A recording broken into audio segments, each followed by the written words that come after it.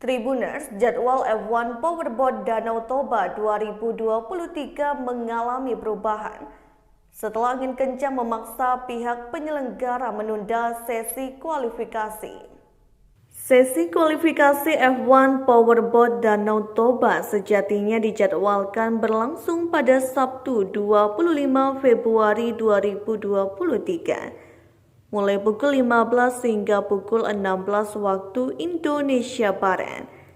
Sebanyak 20 kapal pebalap telah diturunkan ke perairan Danau Toba dan sempat mengitari lintasan selama beberapa menit.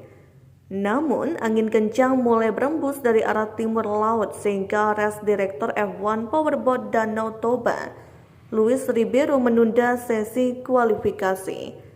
Luis Ribeiro menunda sesi kualifikasi dengan alasan keamanan. Setelah sesi kualifikasi resmi ditunda, kapal para pebalap diangkat kembali ke daratan. Terkini di laman resmi F1 H2O sudah tersaji informasi terkait perubahan jadwal sesi kualifikasi yang sempat tertunda karena angin kencang. Berdasarkan informasi yang tertulis di laman resmi F1 H2O, sesi kualifikasi akan digelar pada Minggu 26 Februari 2023 pagi waktu Indonesia Barat.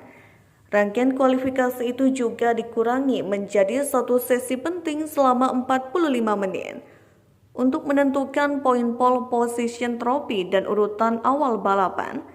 Perpindahan sesi kualifikasi otomatis berdampak terhadap jadwal F1 Powerboat Danau Toba pada Minggu 26 Februari 2023. Di laman resmi tertulis bahwa jadwal F1 Powerboat Danau Toba pada hari Minggu tidak memuat sesi warm up atau pemanasan.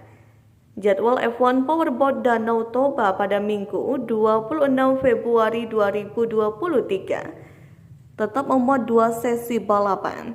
Balapan pertama dijadwalkan berlangsung selama 30 menit, mulai pukul 12 waktu Indonesia Barat.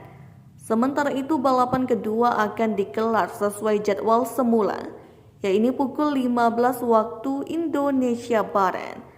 Presiden Republik Indonesia Joko Widodo dilaporkan bakal menyaksikan langsung balapan kedua F1 Powerboat Danau Toba 2023. Tribuners, sekian berita untuk saat ini.